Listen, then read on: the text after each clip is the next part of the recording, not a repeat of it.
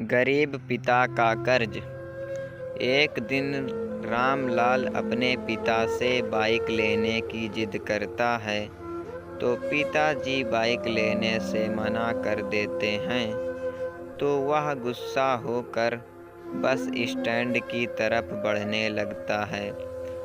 वह मन ही मन बड़बड़ा रहा था, पता नहीं कितने पैसे छुपा के रखे हैं, लेकिन मेरे लिए एक बाइक नहीं ले सकते। अब मैं यहाँ से चला जाऊँगा और तब तक वापस नहीं आऊँगा जब तक मैं खुद के पैसों से बाइक नहीं खरीद लेता। इतना सोच ही रहा था, तभी मेरे पैर में कुछ चुभने का एहसास हुआ। नीचे देखा तो समझ आया कि जल्दबाजी में पापा के जूते पहन आया हूँ। उन जूतों में कील उभरी हुई थी जो मेरे पैर में बार बार घाव किए जा रही थी। लेकिन उस समय गुस्सा अधिक था तो मैं बड़बड़ाते हुए आगे बढ़ गया। एकाएक मुझे याद आया कि मैं पापा का पर्स भी साथ ले आया हूँ। मेरे खुराफाती दिमाग में एक ख्याल आया, क्यों ना आज पापा का पर्स चेक किया जाए, जिसे आज तक उन्होंने किसी को हाथ तक नहीं लगाने दिया था। पता नहीं कौन सा खजाना छुपा है इस पर्स में जो किसी को हाथ नहीं लगाने देते थे। जब मैंने पापा का वह पुराना पर्स खोल कर देखा तो उसमें पैसे तो नहीं मिले, लेकिन पैसों की जगह पर एक डायरी रखी हुई थी। लेकिन मैं गलत था। जब मैंने उस छोटी सी डायरी का पहला पेज खोल कर देखा तो वहाँ पर जो लिखा था वह थोड़ा सीरियस कर देने वाला था।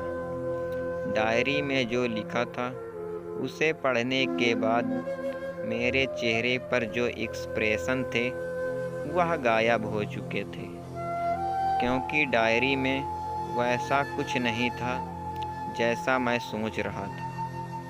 वहाँ पर उन पैसों का हिसाब लिखा हुआ था जो अलग अलग कामों के लिए अलग अलग लोगों से उधार लिए गए थे। उस लिस्ट में कंप्यूटर के नाम पर भी पैसे लिए गए थे। कुछ यूँ लिखा था, 50,000 बेटे के कंप्यूटर के लिए। यह वही कंप्यूटर था जिसे मैं आज तक यूज कर रहा था, लेकिन मुझे यह पता नहीं था उस कंप्यूटर को खरीदने के लिए पैसे कहाँ से आए थे। लेकिन आज पता चल रहा था। मुझे आज भी याद है जब मैंने पहली बार कैमरे के लिए जिद की थी, जो मेरे पापा ने मुझे 2 हफ्ते बाद मेरे बर्थडे पर ला कर दिया था, जिसे देखकर मैं बहुत खुश हुआ था। और मुझे खुश देखकर मुझसे कहीं ज़्यादा अगर खुश कोई था तो वह मेरे पापा थे। अब मेरे चेहरे से गुस्सा एकदम गायब हो चुका था। जब मैंने आगे का पन्ना पलटा तो वहाँ पर कुछ इच्छाएं लिखी हुई थी।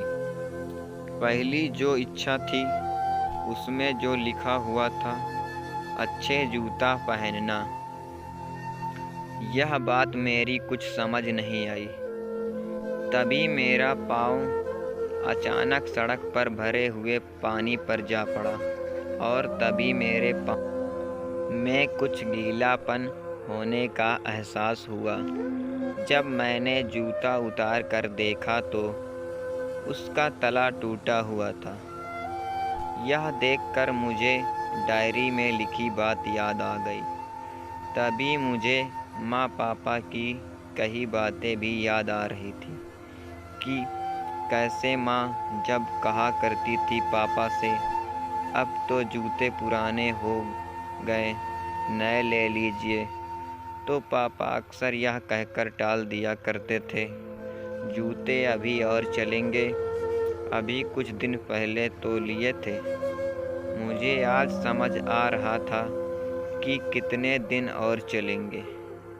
साथ ही साथ यह भी समझ आ रहा था कि पापा का पर्स को क्यों छुपाए रखते थे। तभी उस डायरी को पढ़ते हुए बस स्टैंड पर पड़ी बेंच पर आकर बैठ। अब उस डायरी का आखिरी पन्ना बचा हुआ था।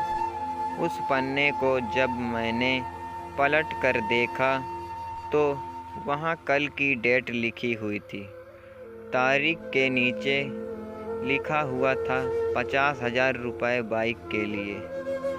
बस इतना पढ़ा और दिमाग सन्न रह गया। अब मेरे मन में कोई शिकवा गिला नहीं बचा था। बस मेरी आंखों से आंसू चले जा रहे थे। मुझे आज तक नहीं पता तब मैं क्यों रोए जा रहा था। अब मैं जल्दी से घर की तरफ भागा, लेकिन जूतों की वह कील पाँव में अब तक घाव बनाने में कामयाब हो चुकी थी।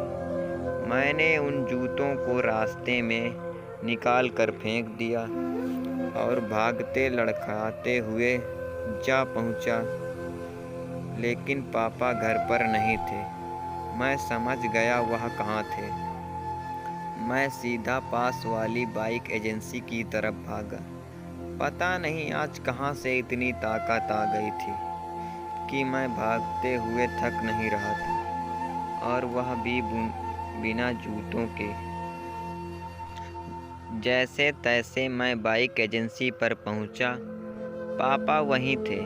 मैंने पापा को दौड़कर गले लगा लिया और मेरी आंखों से आंसू रुकने का नाम ही नहीं ले रहे थे। पापा को समझ नहीं पा रहे थे आखिर हो क्या रहा है, मैं क्यों रो रहा हूँ। मैंने पापा से कहा, पापा मुझे मोटरसाइकिल नहीं चाहिए, आप अपने लिए जूते ले लीजिए। अब आज से मैं जो भी करूँगा अपनी मेहनत से अपने बलबूते पर पढ़कर करूँगा। अगर आपको यह कहानी पसंद आई हो तो प्लीज़ हमारे चैनल को सब्सक्राइब करें।